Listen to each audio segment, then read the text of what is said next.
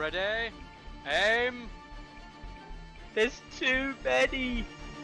Anyone see my mammoth? Stumpy!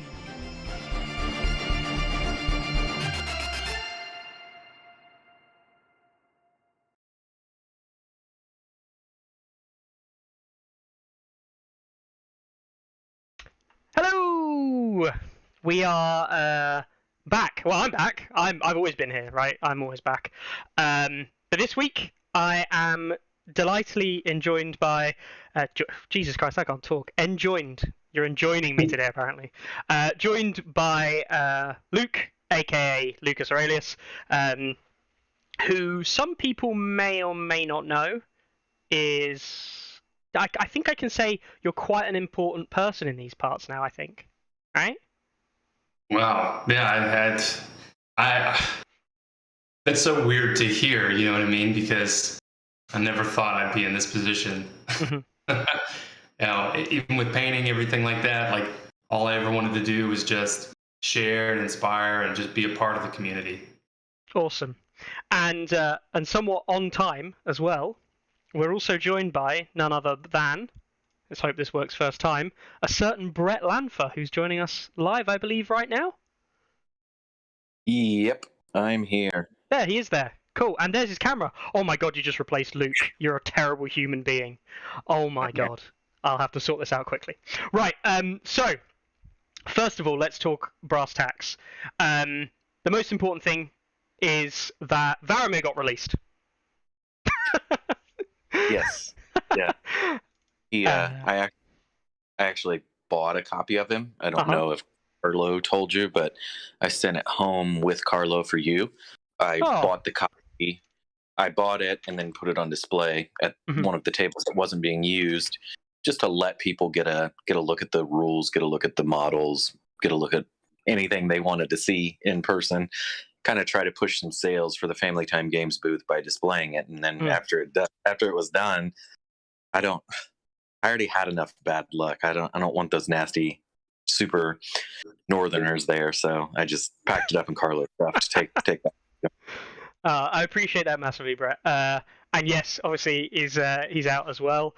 You must be absolutely thrilled, Luke, that there's some more models that you may or may not one day paint.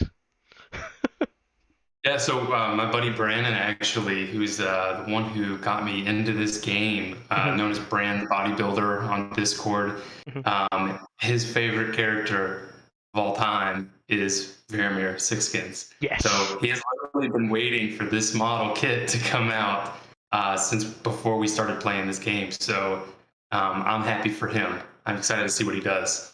That is awesome. That is awesome. And when he gets painted up, like all the stuff, like I know that you don't actually paint all your stuff. It's all painted up by professionals that you 100% pay, or your friends. No, not at all you. You'll have to send us some pictures of that when it finally gets painted up by Bran. That would be amazing. All right then. So we will talk about Varamyr. We'll go into that in a bit.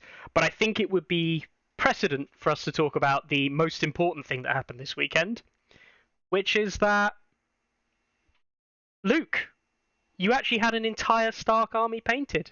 It was ready. Yeah? I did. I feel like y'all got to see my Stark army grow up. Every unit as it gets completed, submitted in, and finally got it finished up right in time. And it was. The display board looks beautiful, probably too big, too unwieldy to actually take to mini tournaments, because trying to carry that thing around, it's ridiculous. It is a very big board. I was surprised at just kind of like how crazy all out you'd gone with it, because it is massive. But yeah, and I can't beat around the bush any longer. Not only did you take the Stark army that was so lovely painted, a solid 0 for that. You took that army and you actually went and beat a lot of people, and it turns out you won, which is pretty good. So the real question I have to start us off was not, how was it like winning, how was it like all that, but but how did it feel having such a nice army and then playing up against all these like power gamers and people like that who are bringing like unpainted models like Carlo, right? And then just being able to beat them with not just your own Starks, but a lovely set of painted Starks. Surely. So putting a nicely painted army on the table is always like a total pleasure. Like that to me is the appeal of a miniatures game, right? Is seeing that painted army on the table. But the second point about playing power gamers who didn't paint their armies, I actually had more games against other fully painted armies than I did against just colored plastic. John Hurley had a beautiful Stark army.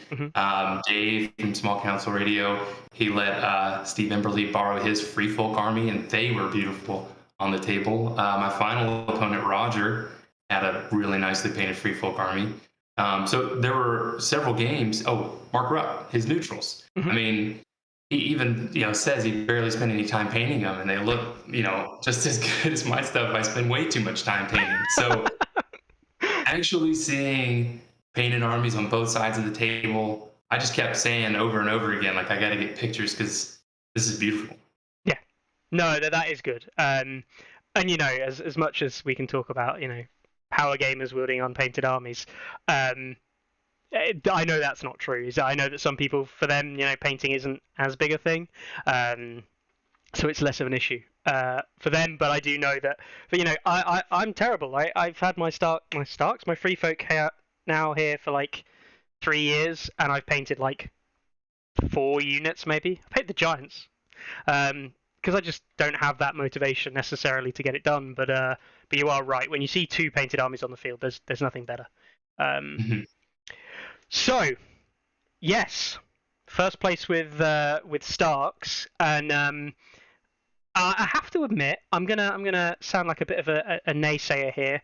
I feel like a somewhat fortuitous win with the Starks as well, given that the only person you lost to across the whole weekend is this guy over here, who you didn't even have to play, making it to that final round. Which, well, that's his fault, not your fault. You did everything right. He just sucks. So go on, Brett. Tell us what happened against the Baratheons. Yes. So I think it was a combination of a couple of things. Going into the event, I was very on the fence. As you know, I was speaking with you, with Michael, with Carlo, with Tom Tyler, basically reaching into the brain trust of everybody that I trust. The people that I talk to a lot, and I had, I think, 8 different lists that I was considering, and in the end, I ended up deciding that the combination of a couple of things. Oops. No, sorry. No problem. I ended up deciding that instead of the Sworn Brothers with Jock and Hagar, I would do the Flayed Men. I felt like the Flayed Men were a nice tech piece. I had mild concerns about Blind Baron Greyjoys, which was completely unfounded. There were hardly any Greyjoys at all. And then I just wanted a mobile unit, right, that actually has defense to be able to sit and hold a point to take some heat off of the Sworn Brothers and John. And I think that into the Baratheon match, that was the match I didn't want, right? I felt good playing Starks.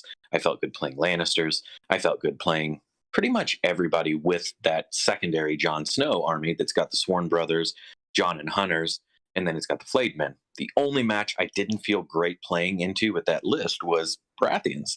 And as it turned out, I ended up playing a lot of Baratheons. So the first round of the finals, I drew the same Eldon, double champs of the Stag with Glory Seeker, Eldon and Wardens, and then a unit of pikemen. I played a practice game with him at Family Time Games, and it was down to the wire, super tight. We played secret missions. I won on missions. I killed nothing. He is who I drew in round 1. Same kind of situation. I didn't engage where I could avoid it, but you can't avoid it 100%. But that mission, it was secret missions again. I was able to, I think he made a couple of mistakes. I think maybe he didn't realize you could score on round 1. So in round 1, the missions were every objective you control, and 2 for the center. So my army's substantially faster than his. So I just relentless marched the Sworn Brothers into the center, took Ghost onto another objective, and I scored 4 in round 1. And I think that is what ultimately let me win that game. The score was 11-4, but without that round 1 score, I was out of steam.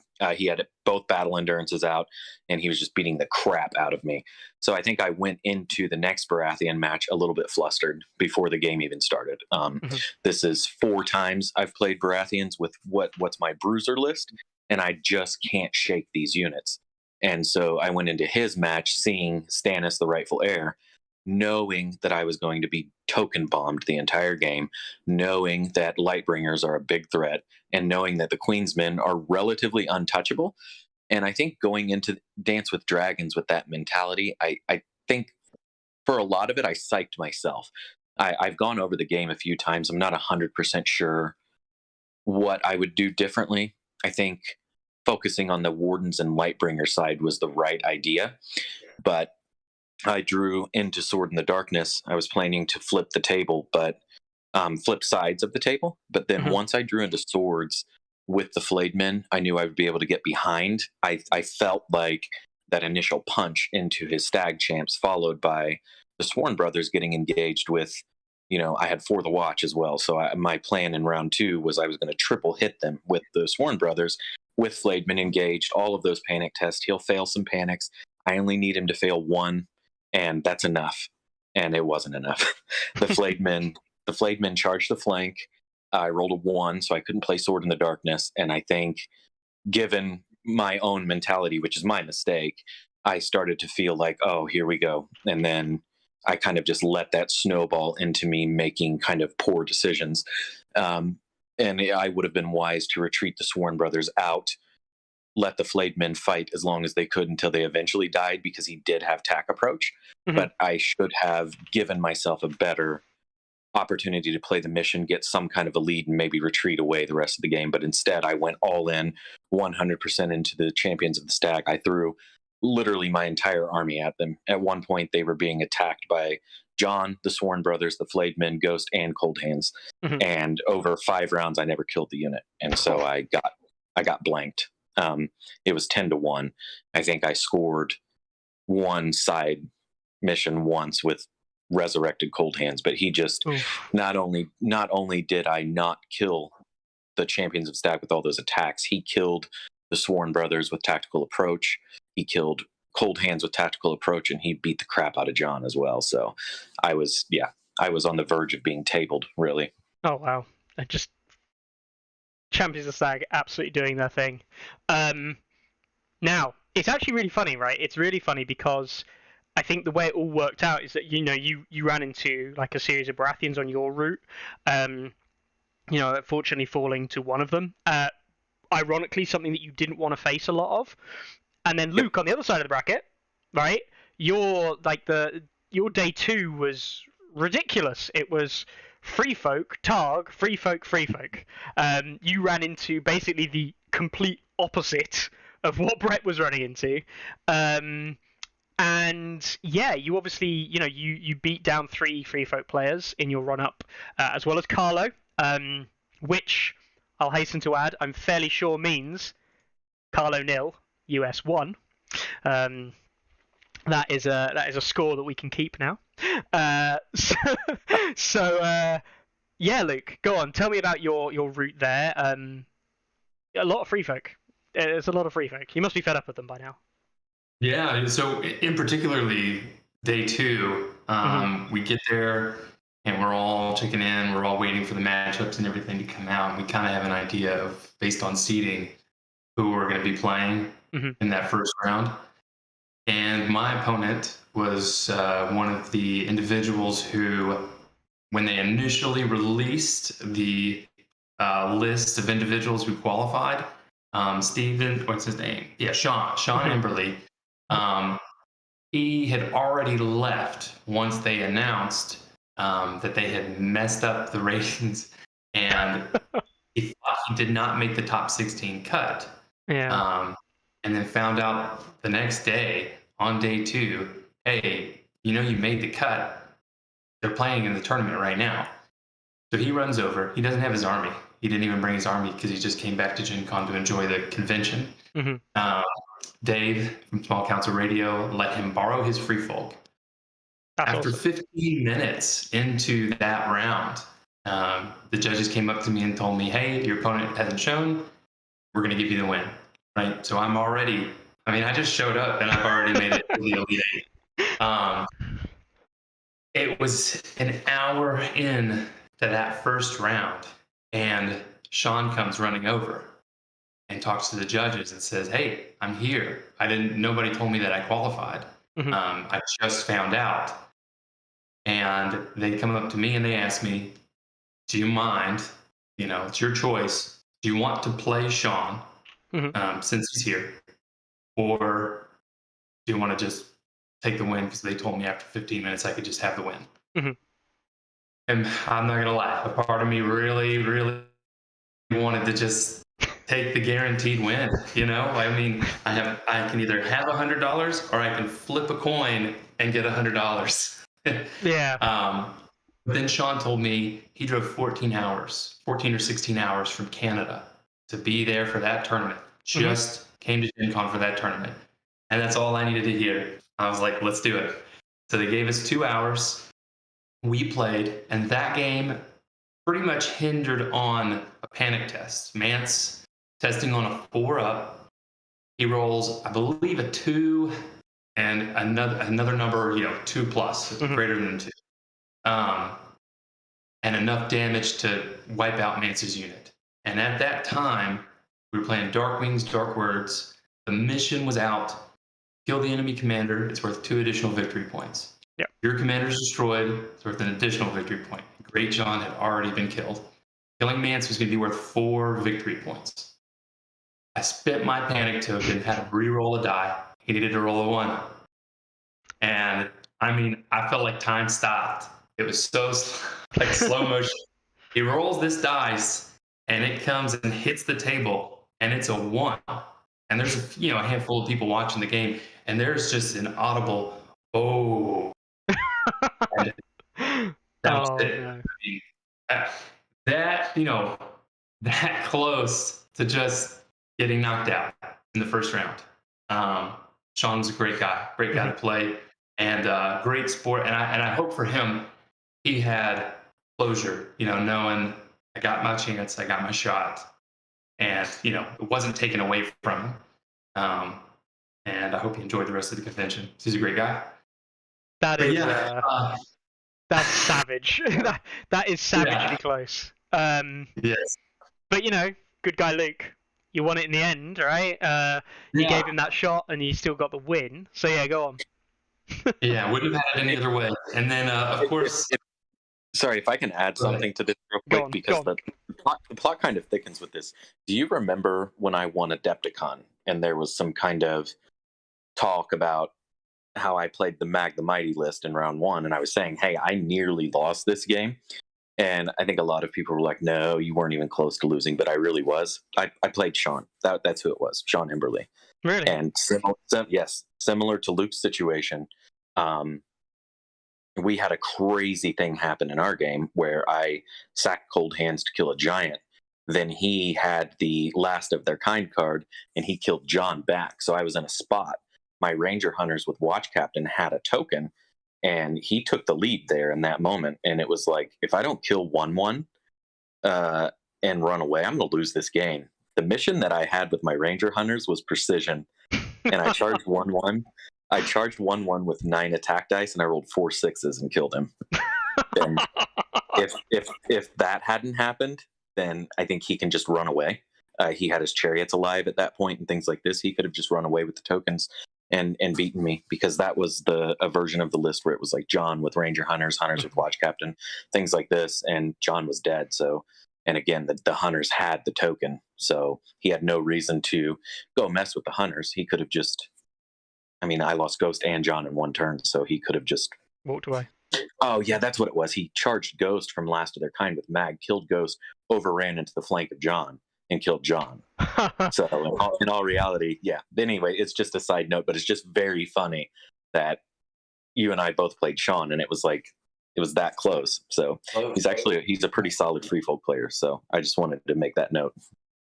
I feel it's odd that you mentioned Overrun there, because I feel like Overrun is kind of like Luke's probably message for the day, playing that Great John list. Obviously, off the back of playing Sean, you went into a match with Carlo, which is on stream.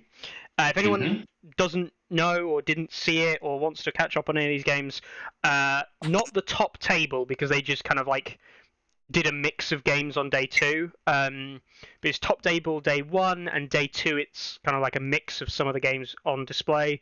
But the Carlo versus Luke game was streamed, so you can go watch it if you want to on the Sunday Slaughter Twitch. Probably going up on YouTube later on. Don't know if Stovetop Stephen is going to get that sorted. Shout out to him, by the way, for doing all that. It was amazing.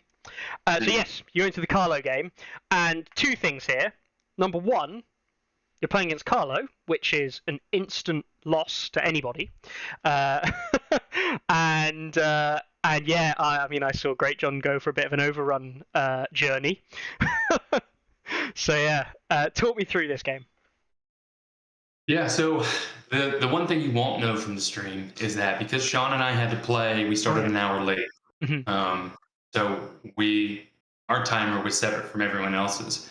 Everybody else finished their games and broke for lunch. And as soon as I finished my game with Sean, which pretty much went down to time, the judges came up and asked me, hey, how much time do you need before you're ready to play? Because they're already setting up for the next round. Wow. I was like, I just need like 10 minutes to eat some nuts and drink a bottle of water, and I'll be right over there. And Carlo looks over and sees me like trying to just shove, these almonds into my mouth. And he's like, I'm just going to go set the table. Come over when you're ready. Playing Carlo, I think my last 3 games were actually on stream. And shout out to Stephen. I see his messages in the chat, but I don't have any way to respond to him. What a great guy. I love that man. And him streaming this whole tournament means so much to me because I didn't know this at the time. It's probably better that I didn't. My wife, my family, my friends back home in Tennessee and Alabama, they were all following along. They were all watching, cheering for me from home, and I had no idea. But finding out after the fact that means the world to me. That's awesome. That is awesome. It's awesome. Yeah. So that game against Carlo, I think the most important thing about that game was we had played before, Carlo and I. And had I not played him already, and we did the Drogo versus Eddard with Cavalry matchup, and I came away with the win on that game. And I knew going into this playing him again, if we ended up in a similar situation, that he would likely go with Grey Worm for an additional activation. So Drogo list is 8 activations, Grey Worm's 9. And I knew that was probably the way he was going to lean. And the mission was Dance with Dragons. So a mission where I don't want cavalry units picking up objective tokens and getting reduced to 2 movement. So I went with my infantry list. He went with his 9 activations to 8, and it was Grey Worm versus Great John. And if anyone wonders why he didn't play Drogo, I think Drogo would have been much worse in that scenario than Grey Worm would have been. And especially since, we had played out the Drogo matchup before, and I came out with a win in that one. I will admit I had some pretty good luck against Carlo. I think the one mistake he made was not recognizing the availability of the Arya tokens. So I think it was the end of the round. I used an Arya token to move Great John's unit, which he paid respect to. He gave, quite a bit of berth between his units and Great John, but not enough for an Arya token to move up 5, and then that guaranteed 11-inch charge from Reckless Heroism. And I was able to charge in and hit Grey Worm's unit of Cutthroats. And between the hitting on 3s on 7 dice with rerolls, dropping a vulnerable token, maxing out the wounds on a Berserker Tactics, which also drops a panic token because Great John's unit is Umber. it was enough to 12 wound to 0, take out Grey Worm's unit of Cutthroats. And then it wasn't really a plan of mine, but I'm always looking for that option and availability. Right after Great John kills a unit, where is a potential overrun? Mm-hmm. And out of the corner of my base's arc, I catch a glimpse of Jorah, just barely. Mm-hmm. And I think he's a 5-up charge away. So I believe I don't remember if I played a card to get a reroll on the charge or not, or if I just said, well, I'm going to search forth that direction anyway. Mm-hmm. So this will just be, if I fail, I fail. I'll just be closer where I want to be. I roll a 5 or a 6. I don't remember what I roll, but I know that I make it into Jorah, and I'm able to take Jorah out, and it is just a 2 for 0 trade to start the second round. And I think it was just very difficult for him to recover after that, because 2 Unsullied pikemen had already picked up objectives and were at 2 movement each. And I've been in that situation before, and I know that's not where you want to be. No. So then everything else just collapsed. And turn after turn of Carlo backing up 2 inches as much as he could, it was eventually overwhelmed. Yeah, he kind of just got killed at the end of that game. Yeah, he self-admitted. I think he made one crucial mistake with an alignment, allowing you to get a second charge off onto one of the pikeman unit. Yes. I don't know if that would have won in the game, but it certainly would have made it harder for you, probably. But I think the momentum and all the kind of like onus was definitely on you to win that game rather than Carlo throw it. So yeah, no, that was a good opening, obviously, and then it went really well. Now I have to admit I was out during your game against Ilya for a small section of it, but I saw he took a mag against you. And then I came back and I saw he'd lost all of his units, and you were like on one side of the board with all the corpse piles. I don't know how that happened. I'm probably gonna have to go watch it back to try and work out what the hell happened there. But yeah, it just felt like you kind of killed him. Yeah, and that is a strategy I have learned against free folk, particularly in that scenario, Feast for Crows, which is, I think, is a good scenario for free folk. That's a scenario they want to see. When you've got tons of infantry units that you don't care about, they're not expendable, but insignificant. You can send them in, they die, you get to throw a corpse pile back in long range. You can endless horde additional units in to come sit on piles. It's a great scenario for free folk, and I've played it plenty of times with my buddy Brandon, and I've lost plenty of times to learn my lesson that you don't want to give them additional corpse piles if you can avoid it. So I always try to stack one side of the board and say, this is the side that I'm going to win. You can have that other one. You can have the one on the other flank. That's all yours. But if you're going to kill something of mine, I'm going to make sure it's an infantry unit. And if I kill something of yours, I'm going to make sure it's not an infantry unit. So, of course, the targets I went for were the chariot and mag. Those were the things I wanted to prioritize taking out first. And I was okay to lose Great John. In that situation, I would rather Great John go in, kill something like a chariot or mag, trade, and then throw that corpse pile back my way. And I was lucky that the series of events, when my 2 units were killed, my she-bears, and was it my she-bears? I remember if it was the she-bears with Rickon and Asha, and Great John's unit. I had both last stands in my hand when those units were low, and I knew it's better to just let them die and throw their corpse piles back, and then take something out on the way out. And that was the plan all along. And I feel like mag and chariots are a big reason why I chose Great John as a commander, because obviously Berserker tactics, Lash Out, and Last Stand, all tools that are very, very useful against mag and chariots. Yeah, no, incredibly. It's very interesting because one of the players at our local club plays a lot of Stark and plays a lot of Great John. He enjoys playing Great John. And yeah, like obviously those cards are very dangerous, and you've got to have a lot of respect for them. I think a lot of people forget just about how dangerous they can be.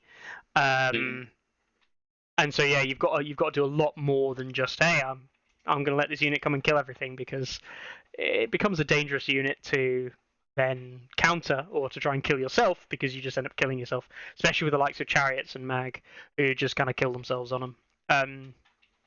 Which is probably a win, as you say, for the start player in most of those scenarios.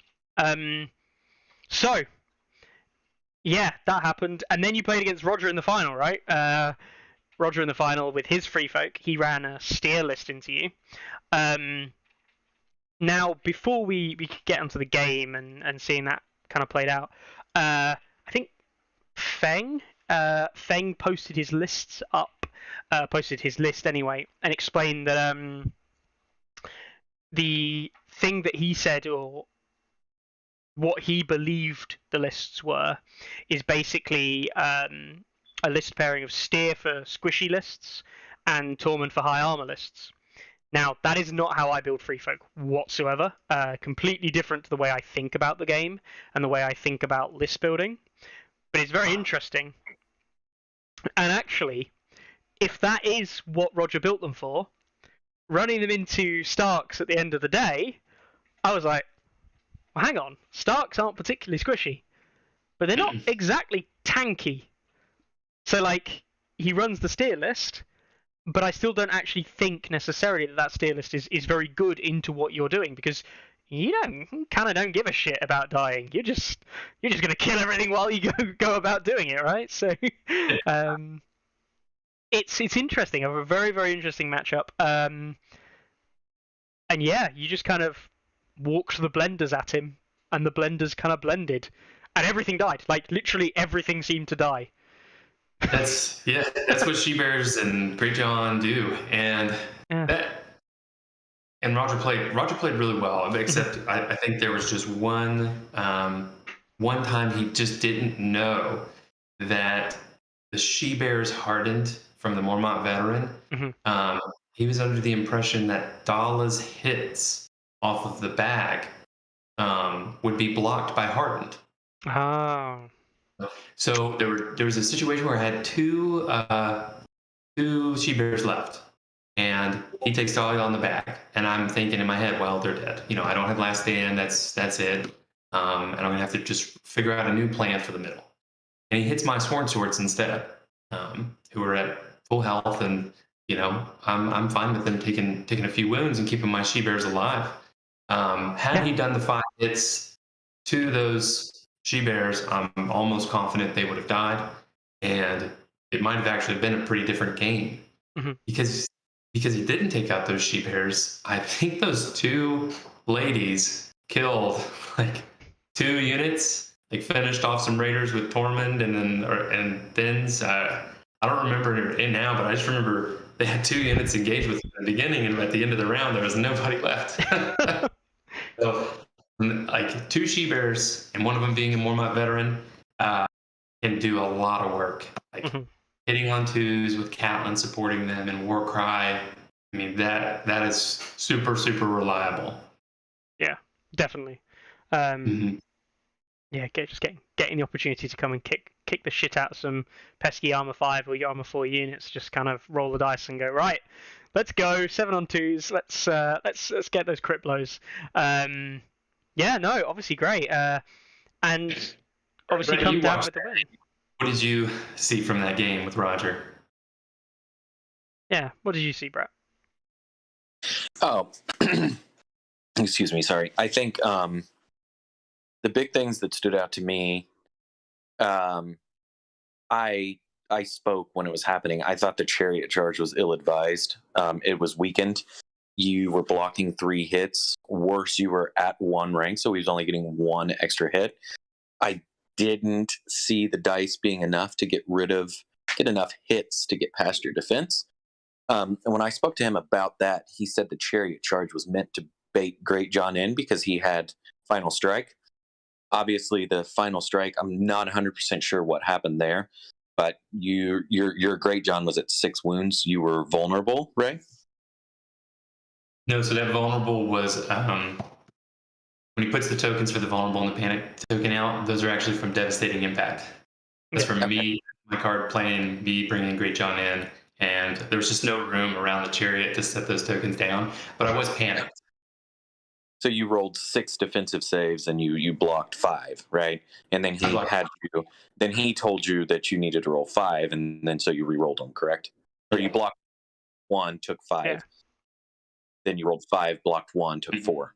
At any rate, I don't think he should have thrown the chariot out. I think he could have done a little bit more with it than just losing it there and kind of, letting the Great John get there and play last stand the way that he did into those thins.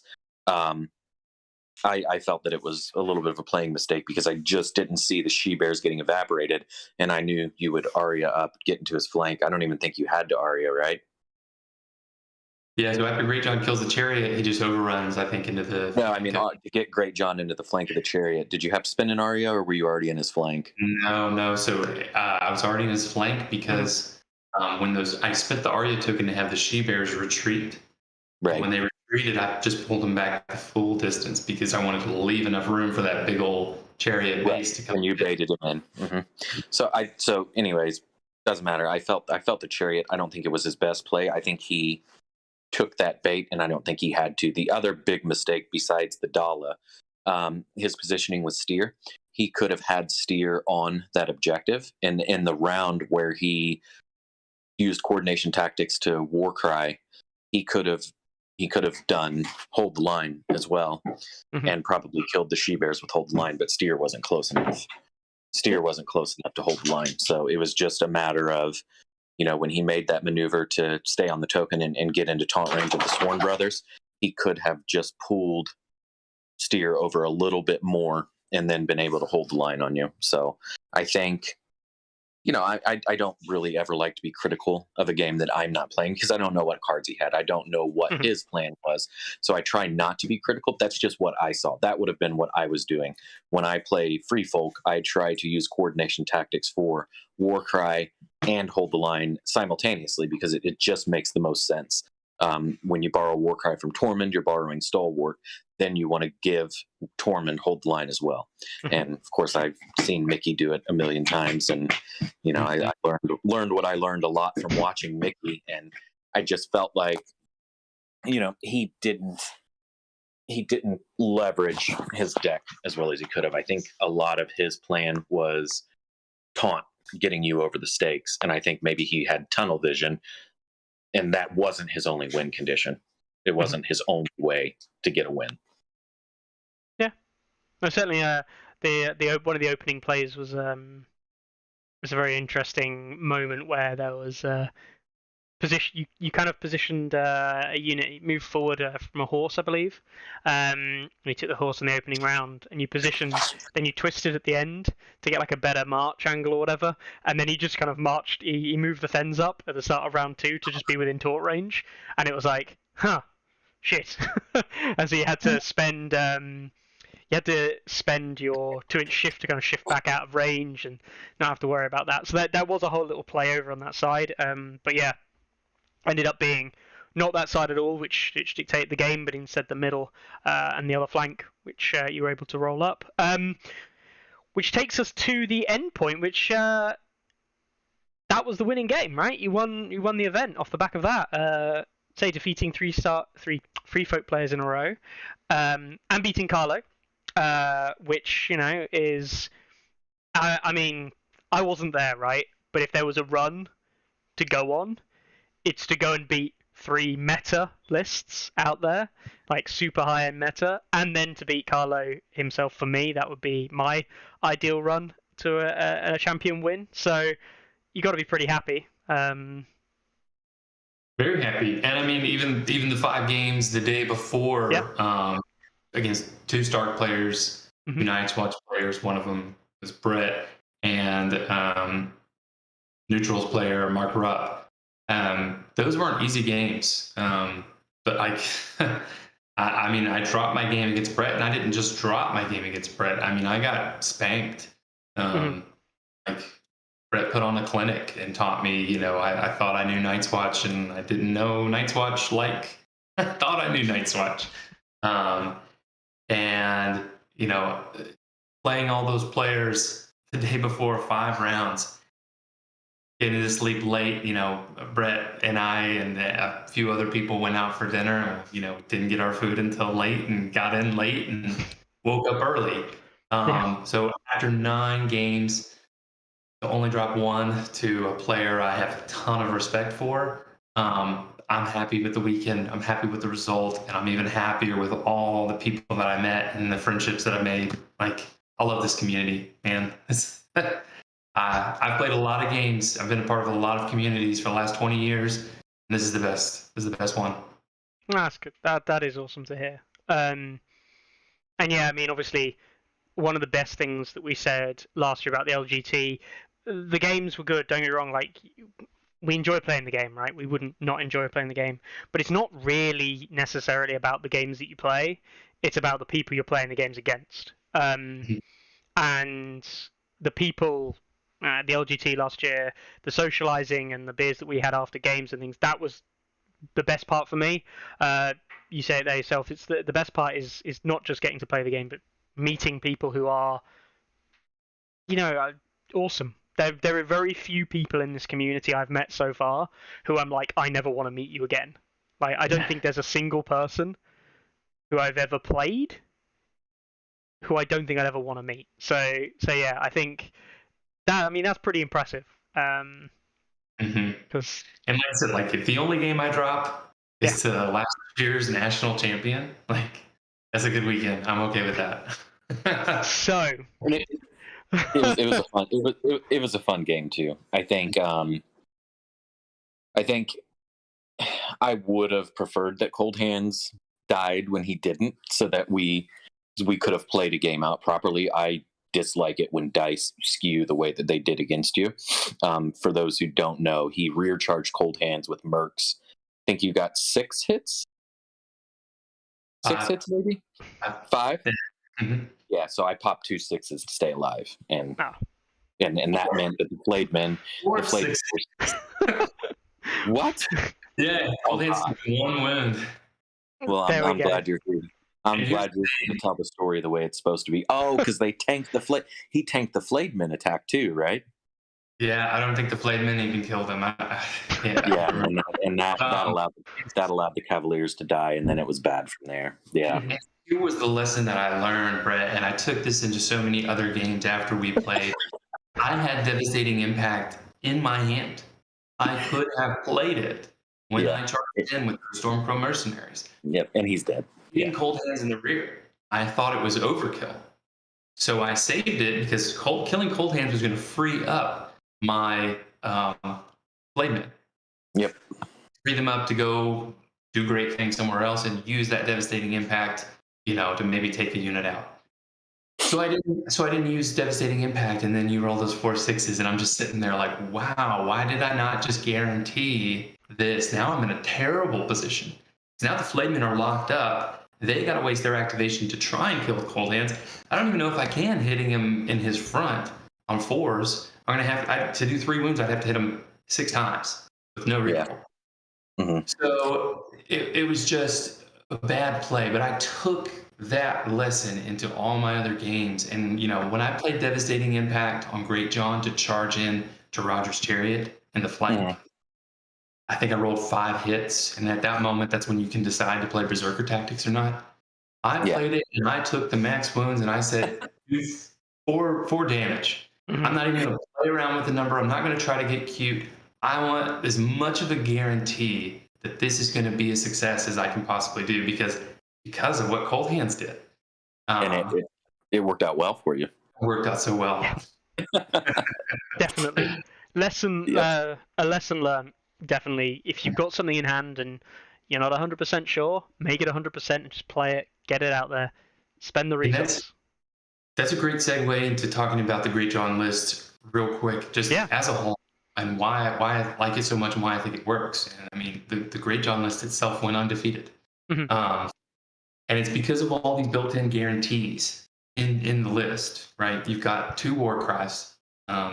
You've got Great John's unit of cutthroats who, when they charge someone, they can, if they're unactivated, reroll hit dice and drop a vulnerable token. So even if you're charging through hindering terrain, if you're hitting somebody who's unactivated, you're going to get your rerolls anyway.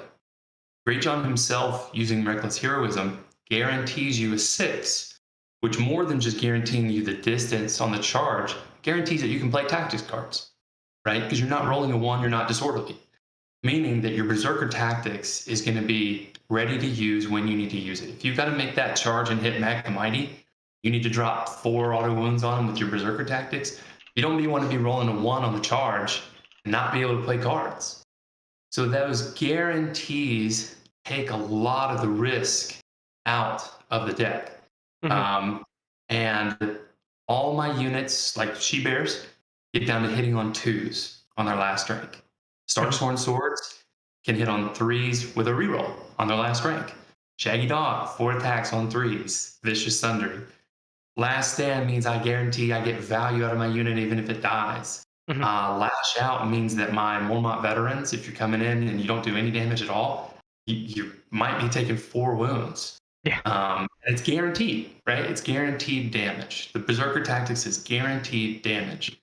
And I can make risky plays with Great John, charging in with not Berserkers, but Cutthroats. And when they charge in at the auto 6, they get their rerolls, even if they go through hindering terrain, they drop their vulnerable token, you play Berserker Tactics, you take those max wounds to deal 4, you can then drop a panic token because they're Umber. You basically just gave yourself your own war cry. You've got those 2 tokens. You've got 2 war cries built into the list.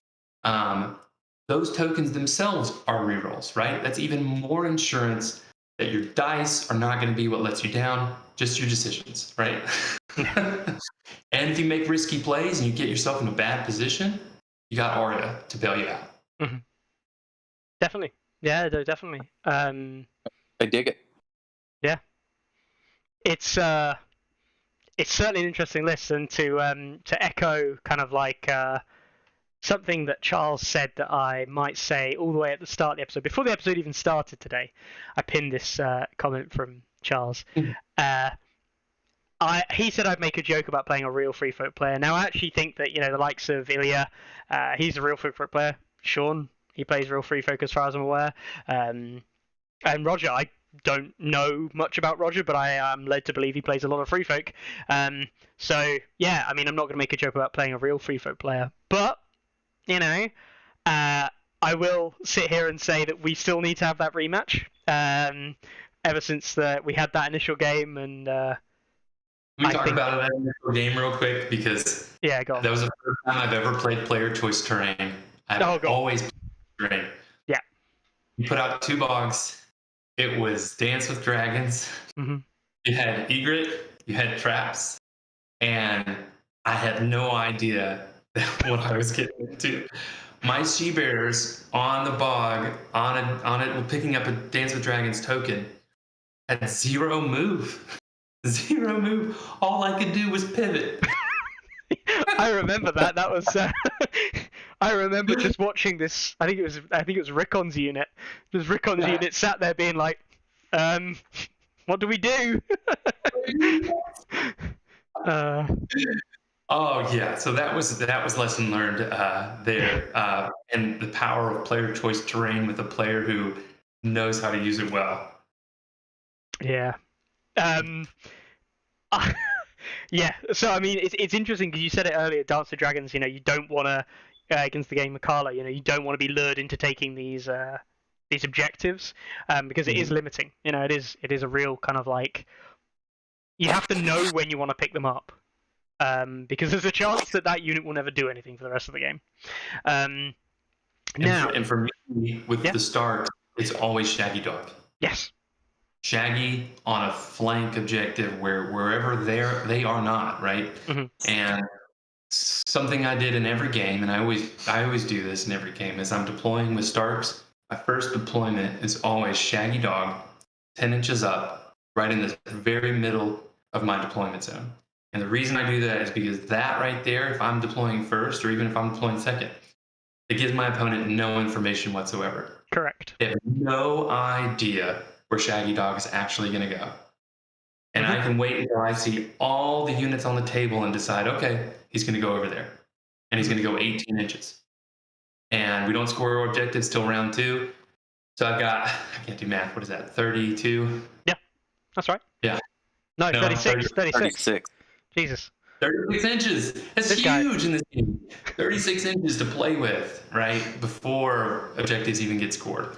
So Shaggy is my Dance with Dragons token carrier from now on, right? I have learned my lesson. I learned it against you. I learned it the very next day. In the very next game, I got Dance with Dragons again against Tom Tyler. Same thing. Edward starts honor guard, picks up the Dance with Dragon tokens. I play 2 Fury for the Fallens. I think I need a 3 up the first time because my move's only a 2. He's like 5 inches away from me. Play Fury for the Fallen, fail. Move forward. I think I bump into my own unit, so I don't even get to go the full distance. I just go 1 inch. And then I had 2 Fury for the Fallen in my hand, so I already played 1. He gave me another opportunity. I played the second one, failed again, rolled a 1. Those Dance with Dragon tokens are the worst. Yeah. I've learned my. They are the worst. Yeah, they're just the worst. All right, awesome. Well, thank you very much for talking us through the lists. Thank you very much for talking through your experiences. Now, we talked about the games, and I don't want to be a negative Nancy here, but we do have to tackle the organisation. In case people weren't aware, the organisation of the event in the run-up to the event was not great. There was a lack of information. A lot of people weren't really sure what was going on. It wasn't up until like a couple of days before that you knew about like the COVID kind of things that you had to do with the registrations and stuff. Now, some of that is nothing to do with CMON. That's GenCon itself, of course. It's information there. But then the event itself, they decided kind of like at the last minute, by the sounds of it, to run it on TTT. And I am led to believe, I wasn't there, right? I was led to believe there were quite a few issues with drawing rounds. And I know that Brett, for example, is listed here as he came 5th with 4 games played because they couldn't add a second buy-in for him. Yeah, obviously, I'm going to sit here and say, isn't stats amazing, and why don't they just use stats? But I know that Rob was told by people above him that don't use it, or we want you to use TTT, not stats or whatever. That's not his decision. But Jesus Christ, it makes you realize how useful stats is, right? Hopefully. I mean, yeah, it some of that stuff could have been avoided without that software, or they could have.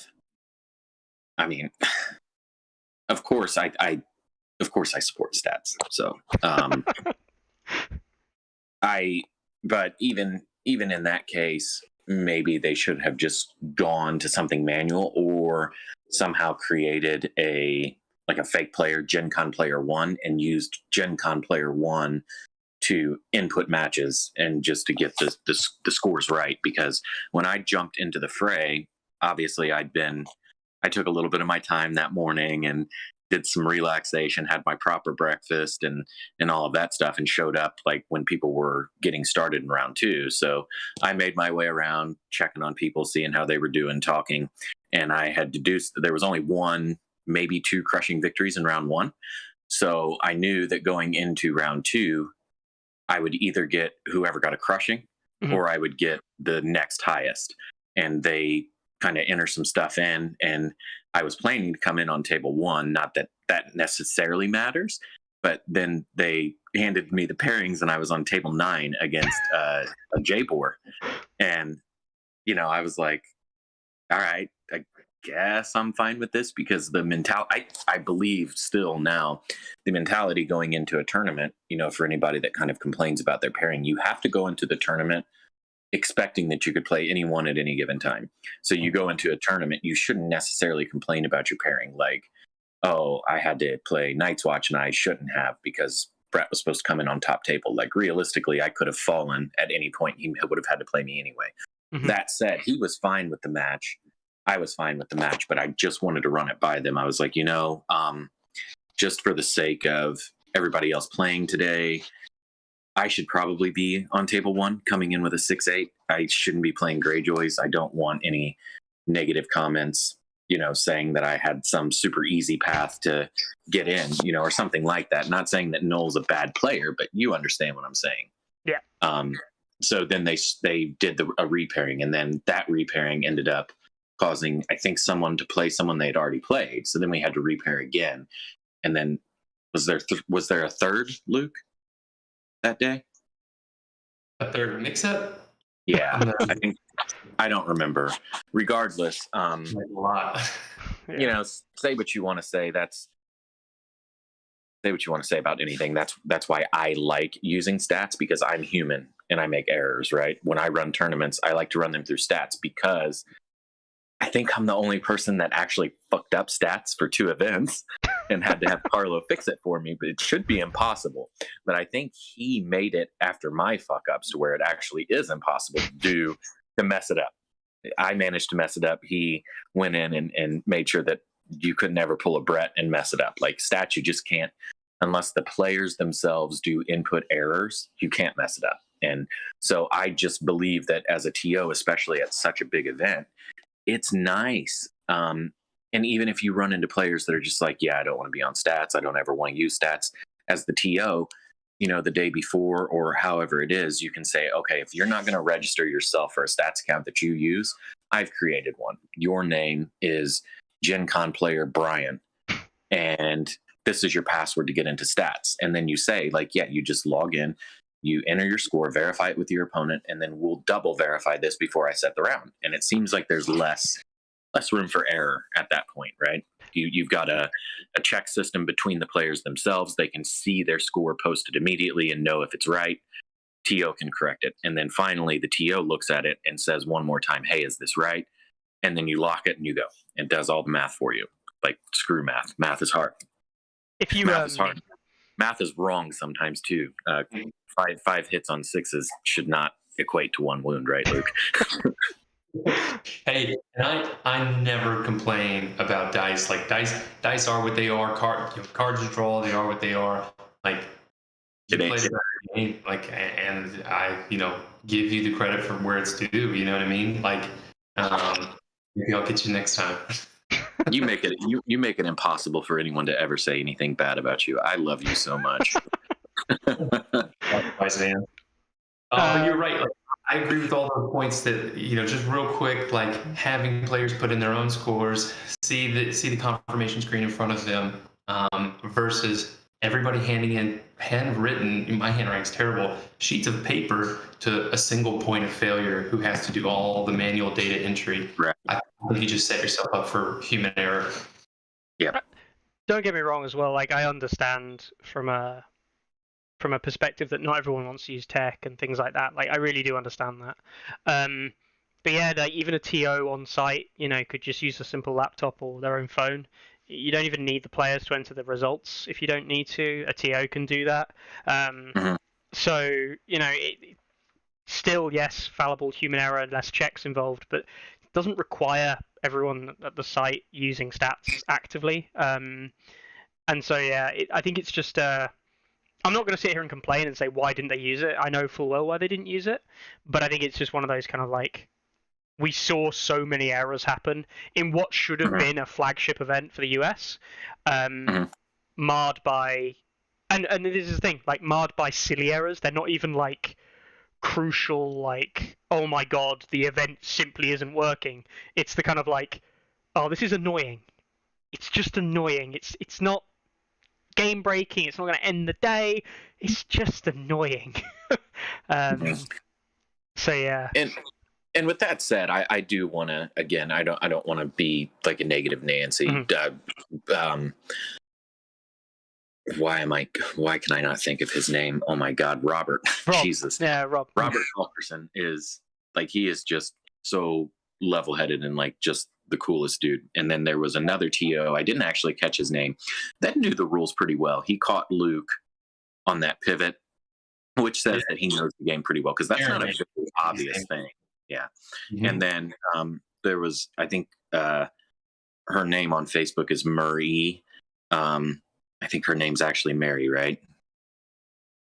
But she was running around taking pictures, keeping Facebook updated, which was very, very nice to have, because, you know, normally I try to do those things, but I saw that she was doing it. So as far as the people that were there, everything was great. The VP of sales, Adam, was there. Mm-hmm. He was enjoying it. And then, of course, Michael and Fabio were sneaking up on people and scaring the crap out of them when they were playing, just to check things out. So minus the errors that happened, which, you know, however you feel about that or whatever that is, the representation from Simon and Asmodee was very professional, very friendly, very cool, very chill, and it was really, really nice. Mm-hmm.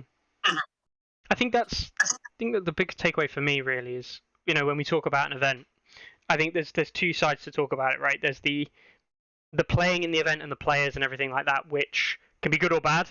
Now, ultimately, I think a lot of song events are pretty good, and the bigger the event, typically, the better. Not because big events are better, but because you've probably got more people that you don't know as well, and you're getting to meet more community, and simply having a bigger community there is a nicer feeling. So I do think bigger events are generally better on that front. Not a criticism towards small events whatsoever, just simply less people means you probably know most of them already, but not necessarily. But I think there's the other half, which is like the organization and the running of the event, which is down to TOs, and not just TOs, but like, you know, pre-information, information, this, that, and the other. And I know there was jokes about player selected terrain versus random terrain and whether they were going to do which ones. And yeah, I'm not going to dive into all of that side of it, but like, it feels that Simon right now, and I think Bob summed it up really well on the Sunday Slaughter Discord earlier on. Right now, Simon have got a perfect game with almost a perfect community, outside of a couple of balanced things, maybe. Dogs, by the way. Check out the dogs. Yeah, that's what I was trying to show you guys Carlo's dogs. Yes. They came into. I'm in the room where Carlo stayed, and they're both in here just moping around. I think they actually miss Carlo. I think he charmed my dogs away.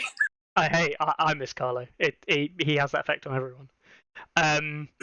But yeah, I think Bob summed it up really well earlier on, which is like, everything about this game is really awesome, except it feels that Simon, somewhere high up in Simon, somewhere, maybe Asmodee, Simon, we don't know, somebody somewhere is making this active decision to be like, let's not just give it that little more support and little more push that it needs. And so as a result, it's falling down to community members, which brings me on to, like, both a criticism, but also something that's actually amazing. The prize fund, the prize pool this year, was incredibly top-weighted, with, I think, was it $1,000 of store credit going to first place, Lucas? Which is the positive side, right?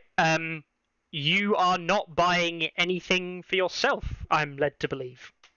No, I play Starks and I got everything I need. There you go. So, go on, tell me what you're going to do with all this, because I think this is actually really awesome.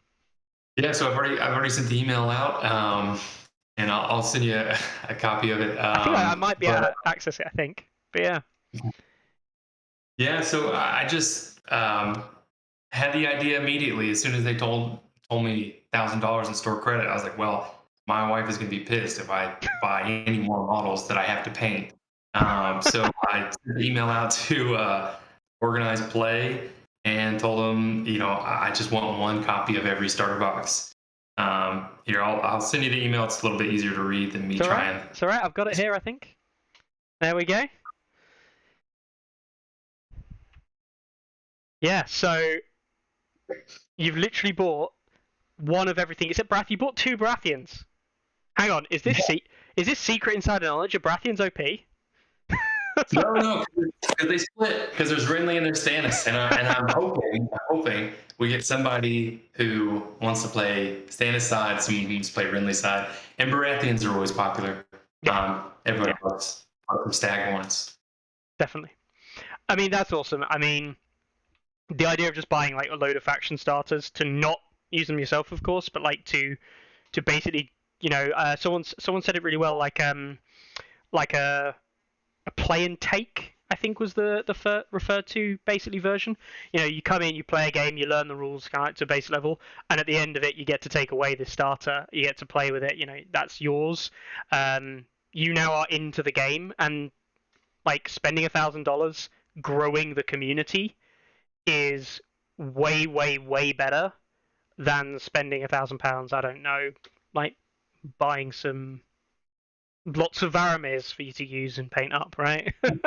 Exactly. I mean, it's as inexpensive as this game is. It's almost too much money for one person anyway, right? I mean, it even looks. If I look at that dollar amount, that's a community amount. I mean, we could do so much good with that. What is that? 8, 9 additional players we can potentially bring in, and the plan is we're going to run a demo day with a brand new store that's opening up here that looks incredible, beautiful. It's High Ground Hobbies. It's going to be here in Madison, Alabama, and we're going to run a demo day. Have people come out, play, crack open the starter boxes. My friend John Reinhardt has all the cards for all the factions, so he's going to bring those in. We're going to have people play with their faction of choice, and after they play, if they want to buy into the game, we're going to have them buy a Heroes box and the new 2021 card pack. And we're going to give them the starter box for free. So this game's so inexpensive to get into anyway compared to other miniature games. And if we can just make that entry point that much easier, that much more attractive, I mean, our only goal is to have people to play. Like, if we were the only 3 people in the world that played this game, it wouldn't be any fun, right? Yeah. This game's fun because we have people to play. And it's shown that, I think Bob said it, whenever you show this game to somebody, anybody who touches this game loves this game. Like, the core rules, core mechanics are great. The balance is great. I mean, Starks, did well. Who would have thought? I really, truly believe you can make a lot of great things happen with anything. Mark Rupp with neutrals, holy crap, was that a crazy game. Fantastic player. Like, we just want to get as many people in as we can, and I think this is, it's just a no-brainer for me. Yeah. I gotta do another shout out to Mark, because this is kind of another testament to his character, which I think everybody agrees Mark's character is phenomenal. Mark was actually winning that game against Fang, and it was kind of like borderline time to go into overtime or end the game. They had ended a round, the TO came by, and the TO asked Mark if he wanted to go to another round. Mark pretty well knew going into another round he would lose. If he had chosen to end the game there, he wins by a point. Mark chose to go to another round.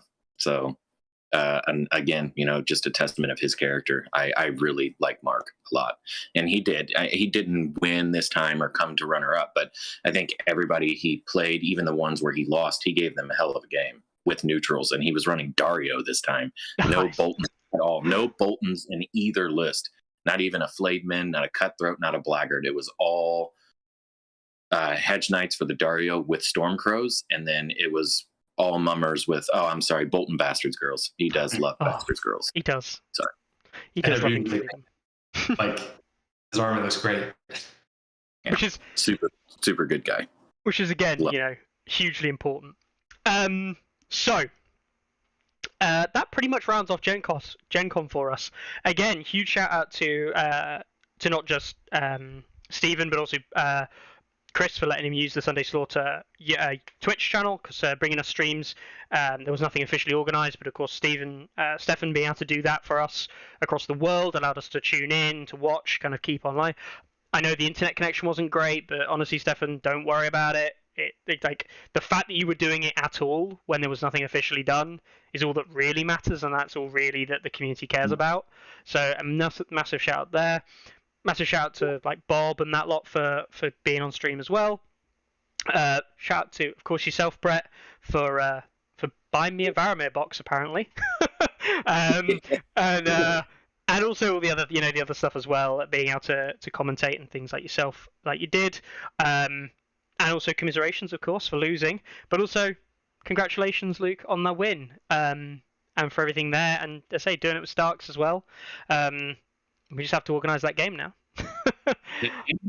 So I do have one final. Oh, I have go one on. final comment to add to the whole GenCon experience. So after the tournament was over, we went to dinner with Michael and Fabio, and I felt like I had one chance to throw a potential rule change suggestion out there. Okay. And it's always been my sticking point. I think I've mentioned it a few times in the comments on stats. But I suggested the rules for cover change to something else. And I think Michael was the one who suggested +1 defense to saves versus ranged, if you're on the cover terrain. So if we see that change, we'll call it, the Luke change. Yeah, he gave him the whole monkey paw thing. He told him he had like one wish, and that's what he did. It's a true story. Not faction specific. This is for all of us. Hey. That is a good change. But I feel like if you were given the monkey paw and that was the change you went for, you really could have done a lot better, man. You could have been like, I don't know, remove John from the game, remove Mance from the game, cut chariots. I don't know, just something like that. I don't know, just something outrageous. No, the cover is a good one. I actually think that's a brilliant idea. I think the terrain was great. I just think it's the one keyword that doesn't do anything. It's simultaneously pointless while also being stupidly good when it works, like a giant or a dragon in a forest, or like mag in a forest, and it's like, well, I can't shoot the fucker now, and it's like, yeah, you just can't shoot it, which is just kind of silly. Othel can shoot him. Othel is the god of ranged attacks. Where do you draw line of sight from? Nowhere. Yeah, so I mean, that's a good change. I appreciate that, Luke. The Luke rule. We'll see. Yeah. Let's see. Oh, and one last thing. Oh. I did get model signed. By guess who? Is that Z for Carlo? Z for Carlo. On the Carlo model. Yes. Winning. Yes. On that note, I was actually going to ask, the other piece of news is that Carlo is eventually going to be making his way back to the UK. He will be probably back next week for next week's episode. Out of 10, yeah? Cool mini or not, Carlo out of 10. That's what you have to rate this week. You have to rate Carlo out of 10. What do you think? You want to go first, Brett? Yeah. So for anybody who doesn't know, Carlo got into Indianapolis Sunday. From the very beginning, he arrived at the Greyhound, and I'm not going to do my horrible British impression, but essentially saying something about the buses in America are absolute dumpster fires, and the bus stops are terrible places to be. And from that point, from his experience with the buses, he got into my car. I had all three of my kids. It was a very interesting journey back to my house, like 25, 30 minutes. And then it just never let up. With all of that said, seriously, I knew that he would be like cool in person, but seriously, it's a 10 out of 10. My wife absolutely loved him. She poked at his accent, poked at him for his tea habits. My kids all loved him. My dogs loved him. My cat tried to sit on his head while we were eating. Everywhere we went and everywhere I took him, he was a gentleman. He was a pleasure. He charmed Michael, Chanel, and Fabio as well. Like, just all around super great dude. Nothing bad to say about him. Nothing at all. He was everything. He was great the entire time. We went to family time games. He was great there. Everything was super fun. And some interesting comments from him. He's not from Indianapolis. He was showing me where to go. My sense of direction is terrible. So we had a good bit of fun poking at that. We broke down in my car. He helped me push my car into a parking spot, and just lots of adventures. I'm sure he has a lot of stories to tell about spending time with me, because I am in fact a walking calamity. That is not just, it's not just when I play TTS that it's guaranteed something stupid happens. on my end, it's just everywhere. Just stupid things happen. And yeah, the whole first day at GenCon is like a story of its own with the car and the breakdown twice and everything. So I can actually double confirm that. He actually sent us a message in group chat that I've got, and he simply said, "After one day with Brett, I can tell you this is absolute chaos." Yeah, just a walking calamity is definitely the way to way to describe it. Yep. Luke, yourself? Yeah, so I missed Carlo on Thursday. Messaged him, said, "Hey, I'll see you there. I'll see you there on Friday." We interacted a little bit, but we were both, busy with our games. And so Sure. Friday night we went out. We all went out to dinner together, which is another aspect of these conventions and these events and these tournaments. If you ever are on the fence about going, you don't feel like you're a competitive player, you don't think you don't have a shot at winning a tournament. That's not what it's about. Like, it's about meeting people. It's about these relationships in this community, and that's my favorite part. And meeting Carlo in person was pretty funny. I did not expect him to be so blunt with people. I mean, he says what's on his mind, and he says probably what everybody's thinking, but he does not hold back. And I love it. I wish I could do a good Carlo accent. There was a moment where Fabio said something about terrain, about how if you look at the rule book, it says players can bring whatever terrain they want. You could cut out a big forest and bring it to a tournament if you want, if the TO allows it. And Carlos said, "But what does that mean for organized play?" And he just wasn't afraid at all to just take shots, and I loved it. I thought his sense of humor was the best. So I'm going to give him the score you've already got on the screen. I'm going to give him a 0 out of 10 and give it right back to him for all that he's given me. Love that. Worth it. Absolute worth it. Yeah, no, obviously it's great. I think, this is obviously the first time in this community that, we've had the opportunity to kind of mix the two across. No word of a lie, I am super hyped for when Chris gets to come over to the UK later this year, where we get to kind of do the reverse. You had one of ours, now we'll take one of yours, and we'll see how that goes. But I'm stoked, man. I'm really stoked because I think that we interact a lot online, and it's great to know that when we do it in person, that it really is just an experience that's not worth forgetting. Yeah, it's way better. So yeah, I'm stoked. I mean, it's got me wanting to go to somewhere in the US next year, hopefully, if my poor wallet can afford it. If I had a wife and 3 kids and a demanding job at the end of September, early October, I'd be at the LGT. I mean, Carlo invited me, and I'm, was this close to just saying, yeah, sure, but I won't be able to make it. Oh, that sucks. That really sucks. We'll have to have you there in spirit. Yeah, we'll just load a little image of you, put you there. We'll put Brett's face there, and then Chris can actually be there in person and show us his guns. But yeah, no, I'm really looking forward to it all. But yeah, obviously, there's other stuff coming up in the US. Obviously, the likes of Vegas and starting next year. Are you thinking, Luke, about heading over to Vegas to go to the first big US event? I think after this, I think it will be the first big one. I think. That's in 2023. Yeah, is that right? January, I think. Possibly. Yeah. And what it'll depend on is if my wife wants to go with me. And since it's Vegas, she might want to go with me. Yeah. Well, then she can just watch you playing all day. It's fine, right? That's how it works. Mm-hmm. Awesome. Brett, yourself, is your next big outing? You thinking LVO next as well, or? When's LVO? It's in the fall, right? I think it's in January this year. Next year. It is on stats. Yeah, it should. I should be able to do that.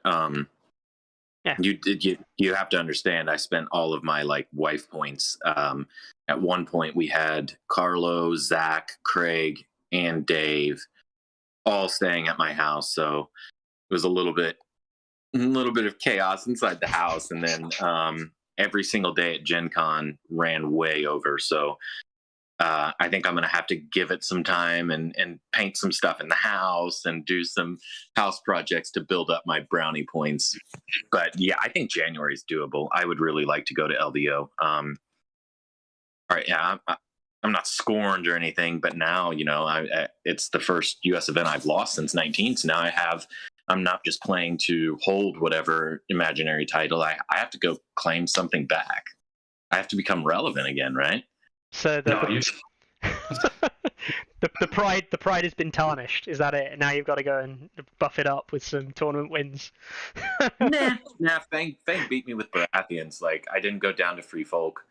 He beat me with what's considered, not the greatest faction. So good on him. And then, God, I know I'm kissing your ass, Luke. I'm just so happy you won. Ever since that dinner when I gave you Resting Happy Face name, you're just, God, you're so contagious. You're so happy. I just love it. Perfect representation of the community. So I couldn't be happier to, have you walk away with the title. Thanks, man. Like, and my Discord image, I think a couple months ago, I changed it to that white smiling wolf, right? And I think that probably just epitomizes my, like, who I am as a gamer, who I am as a person, like, all together in one. Yeah, from what I know, it is.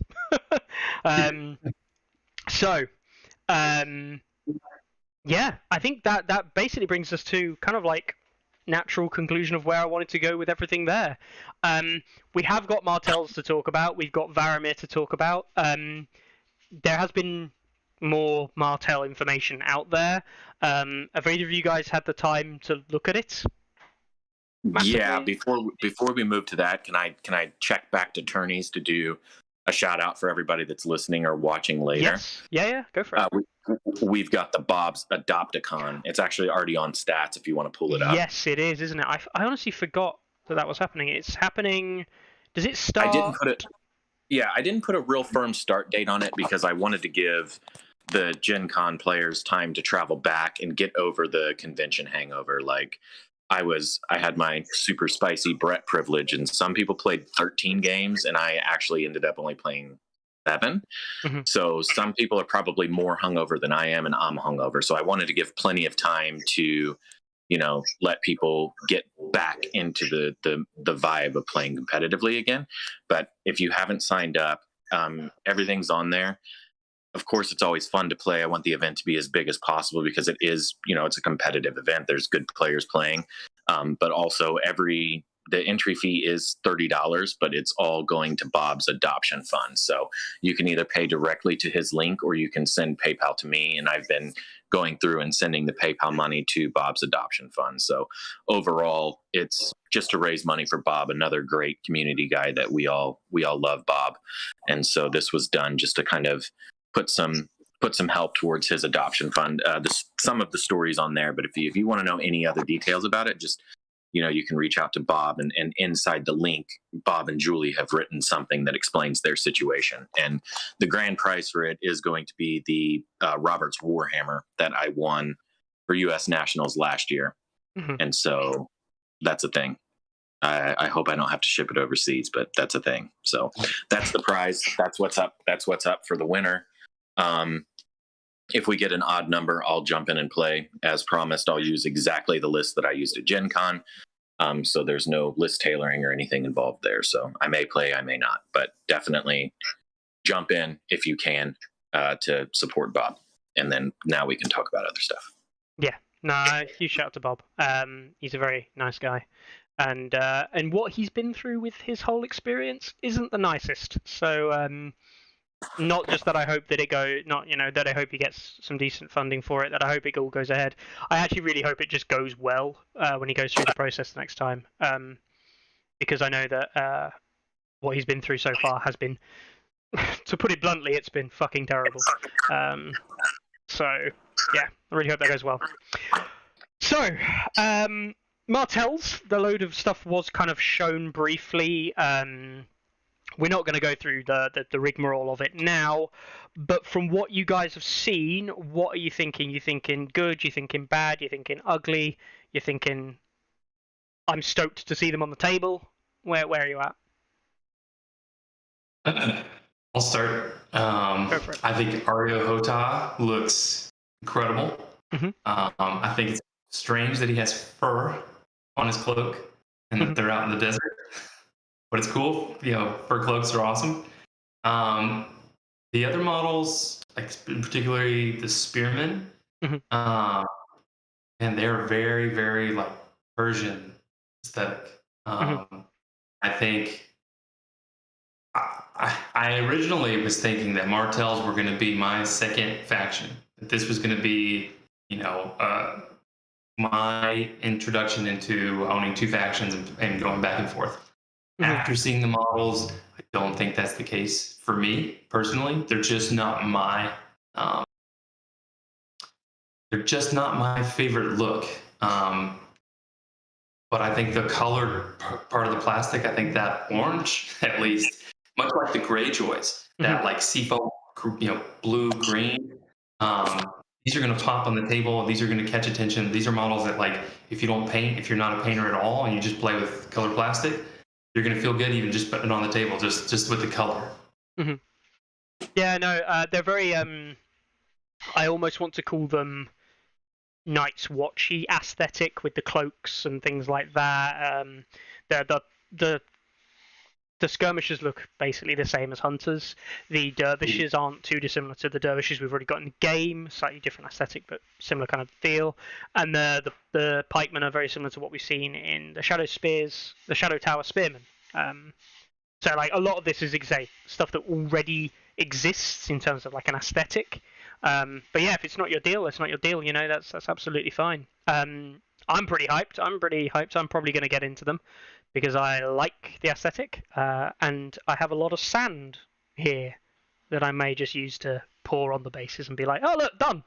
That's another great thing, right? It's almost like another environment that we don't see very much. You see a lot of like snow bases. You see a lot of kind of just dirt and grass. With Greyjoys, we got to see a lot of people doing water, beach, sand, pipe scenes. I think what people can do with Martells is going to be really interesting too. Are you going to do the sand? Are you going to try to make some kind of water garden? Are you going to do some sort of like brick flooring layout? I just think there's a lot of different potential options for basing alone that I'm excited to see what people do. Yeah, definitely.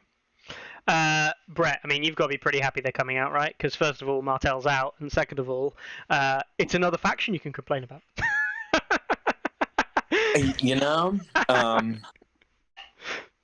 I don't know that they have much to complain about yet. Yet. There's the key. Well, if I didn't complain, I wouldn't be Brett. I have to complain. That's true. I keep all of the complaining for Discord, though. I don't generally go on Facebook and complain. Yeah. So, no, I think they're interesting. They've got some really cool elements. It looks like they're kind of testing some waters with some of the control aspects that they said they weren't really going to deal with. We've seen some of them kind of creep up, but it's not everywhere, right? It's not universally available. It's not 1.6 Walder Frey levels of control. I like control elements being in the game because I like things to be checked to some extent. So they have a card, if I'm not mistaken, that was leaked. We're not 100% sure how accurate it is though, right? But there's some card that has a condition where a unit with that card can't heal, right? Yes. Yeah, a couple of that mechanic existing. Yeah, so I think they've got some pretty cool stuff going on. Looking at the units, it's hard to look at the units, the attachments, and the cards and things like that without actually playing them into a match to figure out how good or bad they actually function. Then you have to play them into several matchups to see how they work kind of in the meta. So it's hard to sit and say that they're good or bad until we see them played. And then a lot of it is regional, of course. And I'm not going to sit and ramble about it, but you could see people that, build around Martells. Maybe some people won't.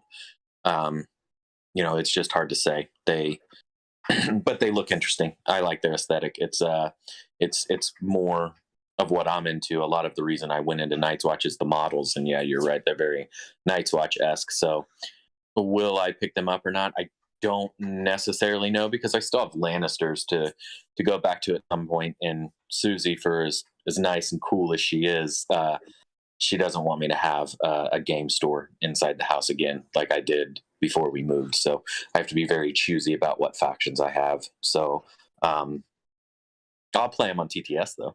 I'll give it a try. Definitely. Cool. Vicky, Yeah. No. you see that there's 2 boxes in that glass case? Yeah. One of them was still in the little cellophane wrap. One of them, obviously, they opened to put those models out there on display. So I went and asked him, I said, so you got 2 boxes over here. You only need 1, right, for the display? You don't need the other. It's over there wrapped up. And I tried so hard. To get that box, to bring it home to my friend John Reinhardt, who couldn't go to GenCon. He's been waiting for Martells as his favorite faction. Wanted to take it home to him, but they are like, no, it's not until it's out for retail. We can't give it away to you. Oh, that sucks. That's right. We're expecting them this year, I believe. I think the temporary date we've seen on them is December. They may appear randomly before then, like we just saw Varamyr just randomly appear before then, who was quoted as being Q3. And we are into Q3, admittedly, but he just randomly got released as well in the lead up to this weekend. And he's coming out not just in America, where he was present at GenCon.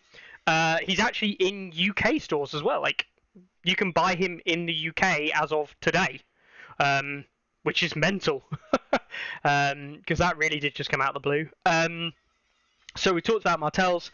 They're pretty cool. We did mention Varamir early on, but we can dive into Varamir, because these guys have had their cards released. They are for sale.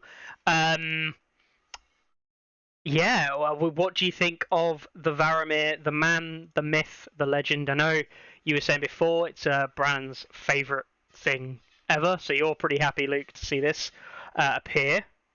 But yeah, what do we think of the stuff coming out? See if I can find the pictures of Varamir. Who wants to go first? Sorry. Go ahead, Brett. Yeah, go on, Brett. In the current meta, I'm sorry, I hate it. I hate it. 3 activations for 5 points is like, free folk need that. Like, I need another hole in my head. Like, it's not. I see it as, I think if you don't run him as commander, you can get 3 activations for 8, right? Yes. And so I think all that really does, like for the list that we're looking at, the list that we're seeing, it just enables Mance with Mag at 9 activations, and not necessarily a whole lot of ways for most factions to pick on those low wound solo models to get rid of them to even up the activation advantage. I think, you just maybe see a couple 4-pointers drop for those 3, and then you've got Mag in there as the 9th activation to really leverage and hammer those tempos and the activation advantage. It quite frightens me, actually. I don't think the units themselves are like crazy good or crazy overpowered or anything. It's just the numbers that scare me a little bit. And it could turn into not a thing. I would trust your expertise on it better, so I'll listen intently to your take. It could be a case of Friedman. When Friedman were out, you had people theorizing that Targs could get to 10 activations, and obviously it just didn't work. So maybe he won't work for what Free Folk want to do, but I think it would to get Mag as the 9th and really leverage him. So yeah, I've got the pictures of them now. It's taken me far too long to find these. And what's the bet that they show up at the wrong angle anyway? But let's switch them on. There we go. I'll flip them around so people can actually see them and read them. So we've got a couple of things here. Let's have a look. We have his... There we go. His 3 units. Him as a solo monster, his Wolfpack and Shadowcap. He's 3 points or a commander for 0. The Shadowcat for 2. The Wolfpack for 3. 8 points for 3 activations is pretty good. 5 points for 3 activations if you take him as a commander is very good. Probably a bit silly. However, his cards don't really help the rest of the free folk out. He's no Mance, he doesn't have this kind of aura. He himself is a 3+4 morale, so 1 better armor, 2 worse morale, and also move 4 instead of move 6 version of Shaggy Dog. He is basically Shaggy Dog in all other ways. He comes with the Varamyr's Eagle as well, which is the eagle, exactly the same as the Skin Changer Eagle. You put it on the board, you get to shift 2 around. As far as I'm aware, Varamyr's Eagle can't die either, but it's irrelevant. If Varamyr dies, the Eagle doesn't do anything anyway, so a bit pointless. The Wolfpack... From the Eagle's actually not terrible. The 2-inch ship. It's not. The thing is, the Skin Changer's usually costing pain 2 to get that. I don't think it's good. Here, getting it for free might be pretty good. Yeah. The Wolfpack at 3 points with Distract, which is a very good ability. During your turn, units that are engaged with a unit with Distract can't be the target of friendly tactics cards. That is very good. So I don't know whether we see that there. Apart from that, there are 4 armor, 2 morale, 3 wound units, 6 move. They're like a slightly watered down direwolf in that sense. They also can't control objectives. And the Shadowcat coming in at 2 points is more like Barok's Boar. It's got 2 wounds. It's only got 2 dice on its attack. A 4+2+, same profile. And it comes with Disrupt with a -1. -1 to hit. Engaged. The difference is Varamyr's Shadowcat deploys at the start of the game on a flank table edge within short, which is very interesting. It's not a cheap drop, it's a cheap activation that comes in on the flank. I can see that being very precedent against certain units, and it's the start of any round as well, not just the first.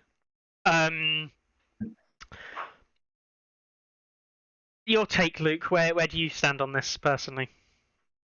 I actually really like Varamyr a lot. Not necessarily as a commander, but just as an option that you can take, especially when you take Varamyr and he's not a commander, you can pick and choose which one of these you want to bring with him. If you just want to bring the Shadowcat, if you just want to bring the Wolfpack. What I think, I feel like balance-wise and points-wise, maybe the Shadowcat should have been 1 more point with a couple more wounds. I think putting the whole package at 9 would have probably sat well with everybody else as far as how the activation advantage goes per point value.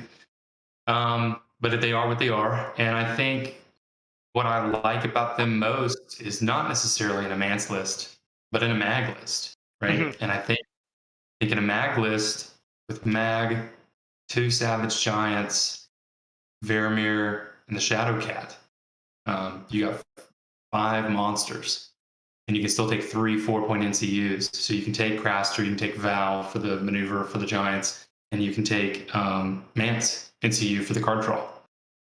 And that 5/3 is something I don't think was possible with Mag before Varamyr came out. And you're only paying 5 points for Varamyr and the Cat to get 2 activations. If you're in a situation where you play Fire and Blood, and you drop that mag list, you're only putting out 4 drops for them to mark in Fire and Blood. They got 3 Giants, and they've got Varamyr, who's basically just a slower, tankier, shaggy dog. Shadowcat's not on the table yet. So then, start of any round, you can wait till round 2. You can wait till people have moved up, right? You bring in that Shadowcat. If you get into the rear of any archer unit in the game, I mean, they normally hit on 5s on their melee profile, just putting them at 6s. You can just have that cat be so annoying, attacking somebody's rear the whole game, and they're forced to either melee you, hitting on 6s, retreat from you, and move towards your monsters. Or, I mean, I don't know what other option they have. I mean, unless they have some other free maneuver, some other way to get out of combat, take the maneuver zone. you just have this cat that's just causing problems. And Brett, Mickey, you've played Warhammer Fantasy, you've played games before, you know how effective skirmishers are in somebody's rear, and this is an outflank that doesn't require horse zone, right? You don't have Right. to you don't have to choose between, well, Mag doesn't have Endless Horde, but Endless Horde or the maneuver zone and outflanking, you just get it at the start of the round, whenever you want. I think it's great. Someone said that they should change up the outflank rule to be something like this. I think that would be very powerful if it was just flat outflank. But you know what? I wouldn't be massively adverse to King Rob being something like this. There's always the problem when you've got like charging off the tactics board that you get to do this and then deploy behind a unit and then immediately swords and charge because it's basically unreactable. There's not much you can do. You stand and take it, and nobody wants King Rob to just like exist and with this rule and just be like, right, I get to deploy this Tully Cavalier behind you, and then I'll charge you, and then I get to put these tokens out, and I've done it off assault orders from the swords, so they still get a second chart. Like, that would be fucking annoying. And I think everyone would be suddenly very scared of flanking units. But we do need something better than the current outflank existing, which is just shite in the grand scheme of things. Mickey, I like it. You can come in off of any zone, I think, activated, or you can come in specifically off of one zone unactivated. I think like that would be a great fix. I think that certainly is for me the fix to bring it around, because it means that we're not going to have Targ field control making outflank literally pointless. We're not going to have free folk constantly taking horses to make it pointless, and other stuff as well, right? So I think that's an important one. As for Varamyr, I think he's good. The thing that I'm worried the most about with Varamyr, his commander's okay. He gets to do like actions with his units and stuff. Not that put up by his tactics cards. Bonded Guardians, which is basically Sentinel, but for one of his units. His cat, or the wolf. You've got Bonded Command, which is basically any one action with a unit of those three giving up the unit. So it's a bit like is it Cunning Ploy style thing, or it's more like a cross between Issue Commands and Cunning Ploy together. It can be any action. And then you've got Summon Companions, which is bringing these things back. Now that could be good. Bringing back dead units is pretty good. I'm not that fussed by them though. Overall, I think you're right. A mag list is where I'm going to want to see these. Certainly making things like Monsters of the North actually a playable card, which is awesome. But also, there is this, which I am a little bit worried about. Now, this I am fully worried about. We have a 10 activation Mance list, which is basically the existing Mance list we see at 9, Trappers, Raiders. The existing Mance list we see at 10, which is 2 Trappers, 2 Raiders, 2 Chariots, Val, Craster, Ygritte. We now get to see Trappers, Raiders with Tormund, Chariots, Raiders, Val, Craster, Ygritte, and then the Bear. So that was before you'd have to run that package with another 4-point unit. You didn't have Tormund. I think now with that drop, you can take Varamyr, allowing you that 1 extra point to upgrade a 4-point unit to the 5-point Tormund unit. I'm worried that this 10 activation free folk list might be very, very good, because it now has all the tools that the 9 basically has outside the Thens, but it has them in 10. And a lot of cavalry maneuvers now as well, with potentially running double chariot and Varamyr. This is the thing that worries me. I don't know if this will become fruition. I don't know if this will turn out to be the thing that it should be or will be. But yeah, this scares me. The giant list, though. The giant list. Dumb Giants list. You can run this. And you can run Mag, 1/1, Savage Giant, Val Craster, and then the 3 beasts, taking up to a 6/2 A activation list. I think that'd be interesting for a free folk player. I'd play that. So yeah, that's where I stand on it. We'll see how it all turns out. I think he might be too good. but I'm worried. Brett, I'm going to let you say this. Are Free Folk OP? Yeah, they're still OP. Yeah, I think Free Folk might be OP. So yeah, that was basically it for news-wise. That's all we had released. Nothing else got spoiled, did it? No, we don't have anything else spoiled. I'm trying to think back. So that's where we stand with all the releases and stuff. So I guess we'll finish off with tournaments that are coming up. Obviously, we've got Bob's Adopticon online. Check that one out. We have got this week, starting this week. I'm assuming we've got this Fortress Gaming local, a 6-player event in Albany, New York. We've got an event happening in Lublin, Poland. Brilliant, another event. Well done to Boardmania, another Polish event. Where will we be without them? We've got an event happening in Russia, in Kazan. We've got an event happening in Duisburg, in Deutschland, in Germany. One in Pontypool. We've got one in Common Grounds Games. Do check out Common Ground Games in Scotland. So guys over there doing an ELO event. We've got Chelmsford's monthly Clash of Members for August happening this weekend. We have an event happening in Poland, in Warsaw. We also have an event happening in Clovis, California. And we've also got an event happening on Sunday in La Réunion. We've got one happening in Spain, in Valencia. We've got one happening in Gdansk, Poland. Wow. So 1, 2, 3, 4, 5, 6, 7, 8, 9, 10, 11, 12, and Adopticon. Whew. 12 events, 13 events if you count that one, starting this weekend or ending this weekend. That's a lot of events. If you're near any of them, go to one of them. If you're in the US, pay this man a visit in Huntsville, Alabama. Is it you still playing at Rocket City? Yeah. So Rocket City's the nickname for Huntsville, Alabama. That's where we built the rockets to send the astronauts to the moon. Ah, well there you go. I actually didn't know that. So yeah, that's why we City.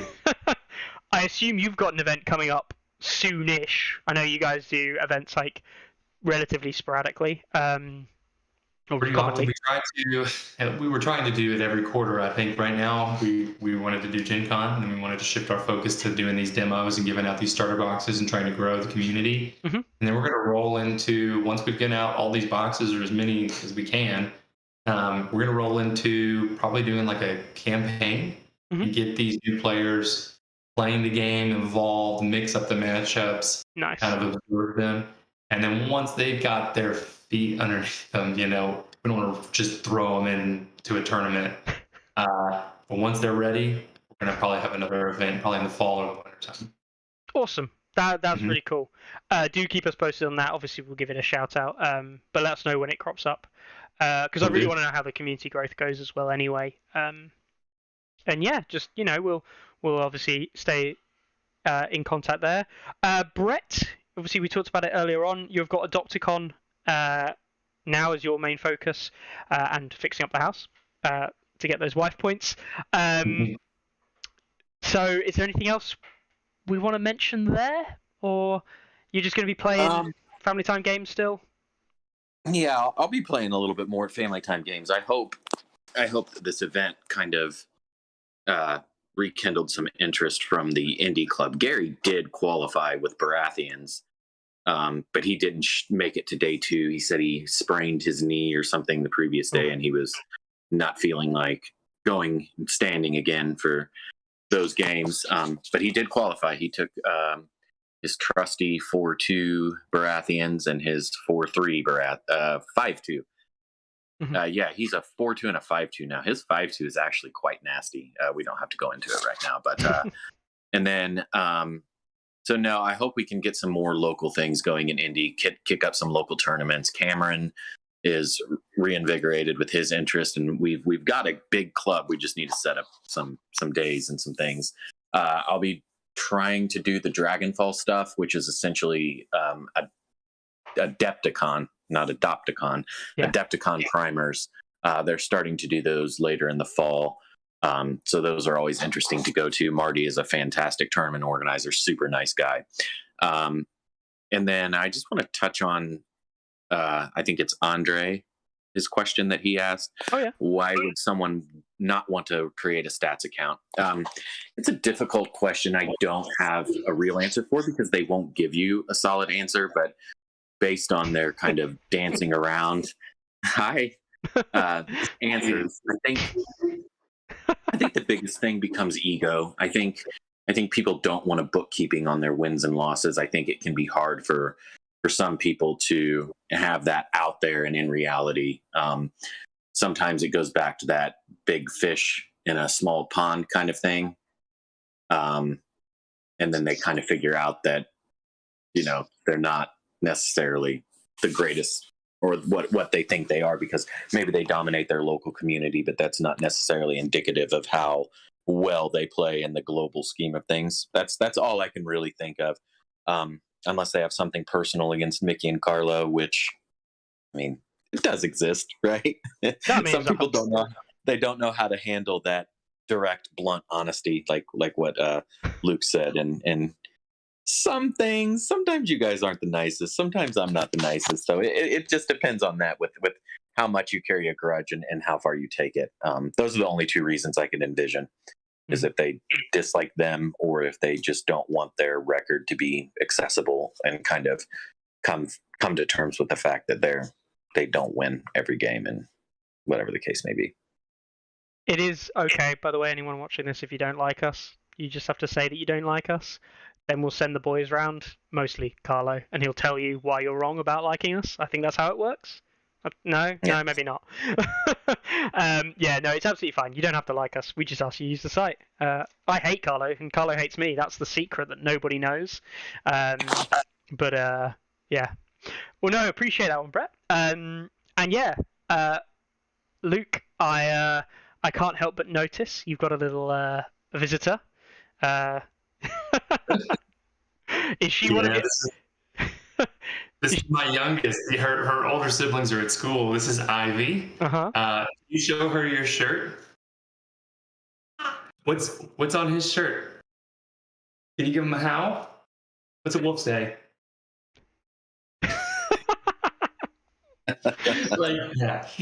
Great job.